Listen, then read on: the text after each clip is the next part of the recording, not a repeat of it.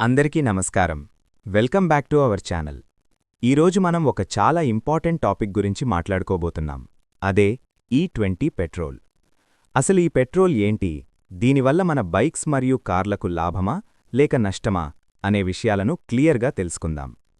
E20 అంటే ఏమిటి, ప్రయోజనాలు, అసలు ఈ ఇంధనం వెనుక ఉన్న సైన్స్ ఏమిటి, ఇది పర్యావరణానికి మరియు దేశ ఆర్థిక వ్యవస్థకు ఎలా ఉపయోగపడుతుంది తెలుసుకుందాం. మనం పెట్రోల్ బంకుకి వెళ్ళినప్పుడు ఈ మధ్య E20 అనే బోర్డులు కనిపిస్తున్నాయి కదా. అసలు ఈ E20 అంటే ఏంటి? చాలా సింపుల్ అండి. E అంటే ఇథనాల్. 20 అంటే 20% అంటే మనం వాడే పెట్రోల్లో 80% స్వచ్ఛమైన పెట్రోల్ మరియు 20% ఇథనాల్ కలిపి తయారుచేస్తారు. దీన్నే ఇథనాల్ బ్లెండింగ్ అంటారు. మనం వాడే సాధారణ పెట్రోల్తో పోలిస్తే E20 పెట్రోల్ మండటం వల్ల కార్బన్ మొనాక్సైడ్ మరియు ఇతర విషవాయువులు చాలా తక్కువగా విడుదలవుతాయి. దీనివల్ల పొల్యూషన్ తగ్గి మన గాలి స్వచ్ఛంగా ఉంటుంది.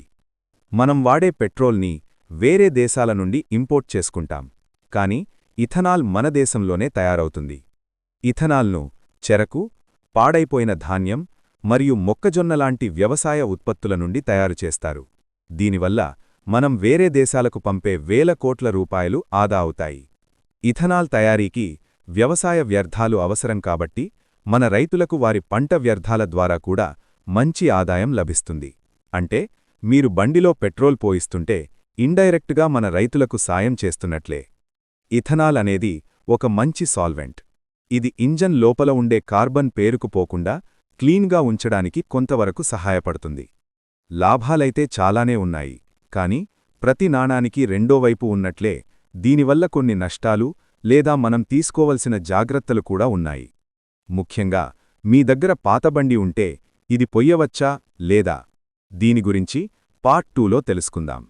ఈ వీడియో నచ్చితే లైక్ చేయండి, అలాగే ఛానల్ని సబ్స్క్రైబ్ చేయటం మర్చిపోకండి. Thanks for watching.